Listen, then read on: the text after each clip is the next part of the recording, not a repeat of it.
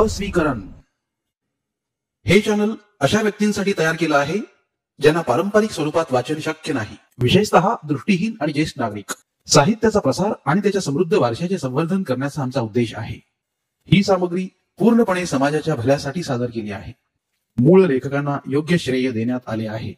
भयकंप या उपक्रमाद्वारे आम्ही प्रादेशिक साहित्याचा अधिकाधिक प्रसार करण्याचा आणि त्याच्या महत्त्वाचा जागर करण्याचा प्रयत्न करीत आहोत. धन्यवाद. नमस्कार श्रोते मित्र हो. भयकंप सादर करत आहे ज्येष्ठ भयकथा कादंबरीकार नारायण धारप लिखित कादंबरी ग्रहण, प्रकरण 10. सारंग आणि स्नेहा गेल्यावर शेखर हॉस्पिटलमध्ये आला. तिथे त्याला समजलं की एक गृहस्थ त्याला भेटण्यासाठी थांबले आहेत. अजून पेशंटची गर्दी झाली नव्हती. त्याने नर्सला त्या माणसाला आत पाठवून द्यायला सांगितलं. ऑफिसमध्ये आला तो माणूस साधारण 35 वर्ष वयाचा वाटत होता. का असं विचारलं असतं तर शेखरला सांगता आलं नसतं. पण त्या माणसाला पाहता क्षणीच शेखरचा त्याच्याविषयी अतिशय वाईट ग्रह झाला. तरीही खुर्चीकडे बोट करीत तो म्हणाला, या बसा. काय काम होतं तुमचं? तो गृहस्थ खुर्चीत बसून जरा खोटं हसत म्हणाला, डॉक्टर, माझं नाव नेवरेकर. हे नाव एवढ्यातच आपल्या कानावर आलं आहे हे शेखरला आठवलं. कोणत्या संदर्भात आलं आहे हे तो आठवायचा प्रयत्न करीत असतानाच तो गृहस्थ म्हणाला, तुमच्याकडून इथल्या वेगवेगळ्या हॉस्पिटलमध्ये एका स्त्रीचा फोटो पाठवण्यात आला आहे. त्या स्त्री संबंधात काही माहिती असल्यास ती तुमच्याकडे देण्याची तुम्ही सूचना दिली आहे. अर्थात शेखरला आठवलं सुरेखा खरेनं हे नाव त्याच्यापाशी बोलताना काढलं होतं, नेवरेकर. त्या वसुधा गोखलेला स्नेहाला भूलताफा मारून तिचा विश्वासघात करणारा बदमाश. आवाजावर ताबा ठेवणं शेखरला फार कठीण गेलं. हो, मी तशी सूचना दिली होती खरी. अहो डॉक्टर, मला या बाई संबंधात खडानखडा माहिती आहे. तुम्हाला स्वतः संबंधात काय काय सांगितलं तिनं? मला वाटतं तुम्हाला जी काही माहिती असेल किंवा जी काही माहिती सांगायची असेल ती तुम्ही मला सांगावी हेच उत्तम. नाही, मी अशा अर्थी बोललो की ती स्त्री अजिबात विश्वास ठेवण्यासारखी नाही. म्हणजे असं की ती सांगते त्या गोष्टीवर विश्वास ठेवण्याआधी 10 तरी माणसानं विचार करावा. खरं आणि कल्पित यातला फरकच तिला समजत नाही. आणि एकदा का तिच्या डोक्यात एखादी कल्पना आली की ती पक्की रुजलीच म्हणून समजा. काही केलं ती कल्पना जायची नाही. पण तिचा असा स्वभाव कशाने झाला असावा ते आपल्याला काय माहीत असणार. अहो, सगळीकडं तिनं उठवलंय की मी तिला लग्नाचं वचन दिलं होतं. नेवरेकर, तुम्ही इथे कशासाठी आला आहात? गप्पा मारायला आला आहात का? तसं असलं तर मला वाया घालवायला वेळ नाही. तिच्याबद्दल तुम्हाला जर काही माहिती असेल तर ती द्या. सध्या ती अतिशय कठीण परिस्थिती सापडली आहे. तुमच्या माहितीचा उपयोग तिची अडचण दूर करण्यासाठी झाला तर चांगलं होईल. ती कुठे आहे? तिला काय झालं आहे? नेवरेकरची उत्कंठा अगदी लक्षात येण्यासारखी होती. तिची माझी भेट घडवून आणाल का? तुमचा तिच्याशी कसा काय संबंध आला होता? अहो डॉक्टर, माणूस भलेपणानं काहीतरी करायला जातो आणि लोक त्यातून नाही तो भलताच अर्थ काढतात. आता ही वसुधा. म्हणजे तुम्हाला तिची चांगली माहिती दिसते. तेच तर सांगत होतो. मदतीसाठी पुढे झालो आणि ही बाई माझ्याच गळ्यात पडली. नेवरेकर, तुम्ही अजून त्या वसुधाबद्दल काही सांगितलेलं नाही. उलट ती कशी आहे, कुठे आहे, तुम्हाला भेटेल का याचाच तुम्ही अंदाज घेत आहात. नाही, सांगतो, माहिती सांगतो ना. तिचं नाव वसुधा गोखले. इथे खरे यांचा बंगला आहे. त्या बंगल्याच्या आउट हाऊसमध्येच ती राहते. म्हणजे मागच्या आठवड्यापर्यंत राहत होती. शनिवारपासून ती तिकडे परतलेली नाही. तिच्या हालचालीवर तुमची बरीच पाळत दिसते आहे. अहो, ती होतीच तशी. कुणाचं तरी लक्ष हवंच होतं तिच्यावर. अगदी अनस्टेबल, अगदी अस्थिर, चंचल मनाची आहे पहा ती. ठीक आहे, मी त्या खऱ्यांच्याकडे चौकशी करेन. तुम्ही इथे येऊन माहिती दिल्याबद्दल आभार. पण वसुधा आहे कुठे ते नाही सांगितलं. ते सध्या गुप्त राहिलेलंच बरं. तिची अवस्था जरा सध्या नाजूकच आहे. तेव्हा माहितीबद्दल आभार. थँक्यू. इतकी सूचना त्याला पुरेशी होती. 10-15 सेकंद खुर्चीतच चुळबुळ करीत तो बसला आणि मग उठून म्हणाला, बरं आहे सर, मी जातो. 5-7 दिवसांनी पुन्हा एखादी चक्कर मारीन. कदाचित तोपर्यंत ती सुधारली असेल. कदाचित माझी भेटही होईल. शेखर काहीच बोलला नाही. आणखी जरा वेळ वाट पाहून शेवटी नेवरेकर निघून गेला. वसुधा संबंधात, स्नेहासंबंधात काहीतरी माहिती काढण्यासाठी तो आला होता हे उघड होतं. सुरेखा खरे शेखरला याआधीच भेटले आहेत याची त्याला कल्पना नव्हती. पण त्याच्या येण्याचा काय उद्देश असावा याची शेखरला काही केल्या कल्पना करता येत नव्हती. एक गोष्ट मात्र उघड होती, हा नेवरेकर महाधूर्त कावेबाज इसम होता. स्नेहाला सांभाळून राहायची सूचना अवश्य द्यायला हवी. साधारण 12:30च्या सुमारास शेखर कामाच्या व्यापातून मोकळा झाला. तसा अजून तासाभराचा वेळ मोकळा होता. त्या खऱ्यांच्याकडे जाऊन या वसुधाची खोली पाहायला हवी. सुरेखाने दिलेल्या नंबरवर त्याने फोन लावला. सुरेखा स्वतःच फोनवर आली. हॅलो, मी डॉक्टर कुलकर्णी. काल संध्याकाळी तुम्ही माझ्याकडे आला होता तुमची मैत्रीण वसुधा गोखले हिच्या संबंधात. आठवतं? हो आठवतं ना. तुमच्याकडे संध्याकाळीच येईन म्हणालो होतो, पण आता मला जरासा वेळ आहे. आत्ताच आलो तर तुमची काही गैरसोय होईल का? अजिबात नाही, अवश्य या. ठीक आहे, 15 मिनिटात पोचतोच आहे मी. तिचा पत्ता सापडायला सोपा होता. तिचा बंगला दुमजली होता. छोटेखानीच होता. जुन्या पद्धतीचा होता. दारातच सुरेखा उभी होती. आउटहाऊस प्लॉटच्या अगदी कडेला मागच्या कोपऱ्यात होतं. दर्शनी भागावरचा 6 पालांचा बिजागऱ्यांचा लाकडी दरवाजा अर्थात बंदच होता. वापरण्याचा दरवाजा भिंतीत होता. तो आता सुरेखा उघडत होती. शेखर तिच्या मागोमाग आत गेला. दाराच्याच भिंतीला 2 खिडक्या होत्या. समोरच्या मागच्या भिंतीत एक खिडकी होती. त्या खिडक्या उघडताच आतली सर्व खोली प्रकाशाने उजळून निघाली. एका व्यक्तीच्या संपूर्ण खाजगी जागेत प्रवेश करताना क्षणभरच त्याला अपराधीपणाची जाणीव झाली. हा औचित्यभंग आहे असं वाटलं. पण लगोलग त्याच्या मनात विचार आला, या जागेत जी वसुधा गोखले राहत होती ती या क्षणी तरी जरा रहस्यमय रीतीने दृष्टीआड झालेली आहे. ती कदाचित परत येईल, कदाचित परत येणारही नाही. पण तिचं व्यक्तिमत्व जाणून घ्यायचं असेल तर या खोलीचं निरीक्षण आवश्यक होतं. शेवटी हेच खरं होतं की हेतू चांगला असेल तर कोणतीही कृती क्षम्य ठरते. तेव्हा मग त्या वसुधाची खोली, तशी खोली साधारण 24x12ची होती. एका माणसासाठी अगदी प्रशस्त होती. साधारण मध्यावर एक पडदा होता जो आत सरकावलेला होता. त्या पडद्याने खोलीचे 2 भाग होत होते. मागच्या भागात खिडकीपाशी कॉट होती. कपड्यांचं कपाट होतं. एक आराम खुर्ची होती. कॉटपाशी स्टँडचा दिवा होता. बाहेरच्या भागात एक टेबल खुर्ची होती. पांढऱ्या वेतात विणलेल्या 2 सारख्या आरामशीर खुर्च्या होत्या. पुस्तकांचं एक रॅक होतं. रॅकमधली पुस्तकं, मासिकं, खिडक्यांचे पडदे, उशांचे अभरे, भिंतीवरची चित्र, हे सर्व पाहता पाहता शेखरच्या मनासमोर जे चित्र उभं राहिलं ते एका रोमॅन्टिक स्वप्नात रमणाऱ्या, जीवनातील कठोर सत्याकडे जरासं दुर्लक्ष करणाऱ्या एका सर्वसामान्य मध्यमवर्गीय स्त्रीचं होतं. टेबलाचा ड्रॉवर पुढे ओढला. त्यात पत्र वगैरे काहीच नव्हती. तिचा वर्तमानपत्रातला फोटो पाहिल्यावर कोण ना कोणी त्याच्याशी संपर्क साधील अशी त्याला आशा वाटत होती. पण स्नेहाच्या किंवा वसुधाच्या पूर्वायुष्याचा माग लावायलाच हवा होता.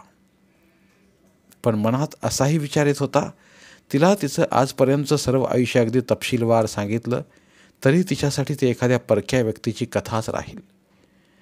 एखाद्या प्रसंगाची तुम्हाला आठवण नसेल तर मग कितीही लोकांनी अगदी शब्देवर तुम्हाला तो सांगितला तरी आतून तुम्हाला खरा विश्वास असा वाटणारच नाही.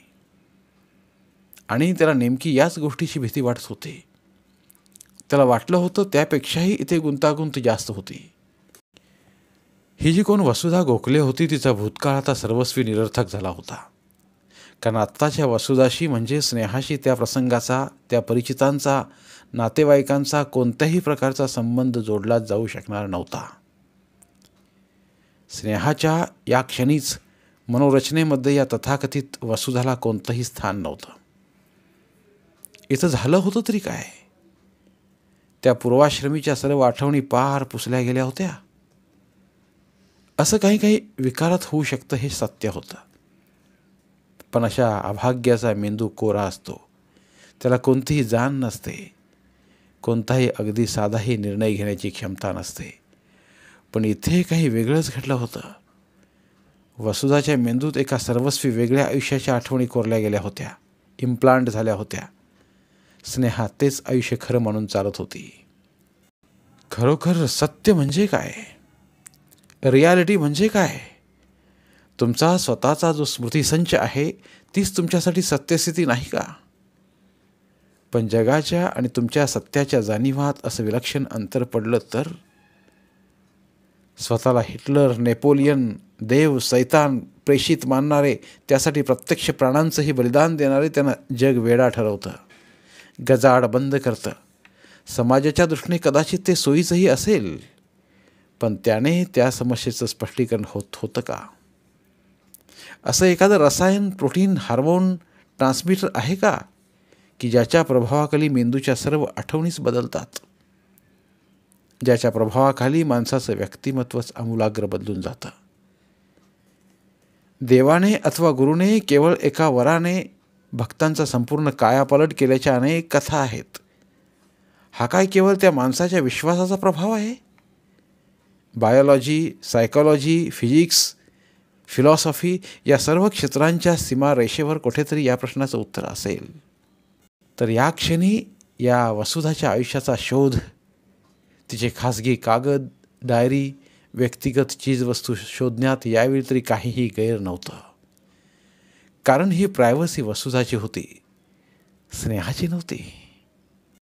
मिनिटभरात त्याच्या मनात हे सारे विचार येऊन गेले. सुरेखा, आता तुला विचारायला काही हरकत नाही. ही वसुधा तुला कशी काय वाटली? स्टेबल वाटली का? तिला आता जो विकार झाला आहे त्याला डिल्युजन हेच नाव योग्य आहे, म्हणजे भ्रमवेड. तुला असं वाटतं ती मानसिक दृष्टीने अस्थिर होती? नाही हो, जराशी भाबडी होती एवढंच. ती जवळजवळ 30 वर्षांची होती म्हणतेस? हो, तेवढी तरी असावीच. तशी दिसायला चांगली आहे, कमावतीही होती. मग अशी मुलगी इतकं वय होईपर्यंत लग्न वाचून कशी राहिली? नाही नाही, हे मी तुला विचारत नाही. तुमची यावर कधी चर्चा झाली का? स्वतःच्या खाजगी आयुष्याबद्दल वसुधा तुझ्याशी कधी काही बोलली का? बोलायला जराशी अबोलच होती ती, आणि जरा बुजरीच होती. नाहीतर आजकाल नोकरी करणाऱ्या मुली किती धीट असतात. त्यांना सतत परक्यांच्या सहवासात वावरायची सवय झालेली असते. त्या मानाने वसुधा जरा शाळेच होती. तसे मिस्टर खरे आणि माझी मुलं बोलकी आहेत.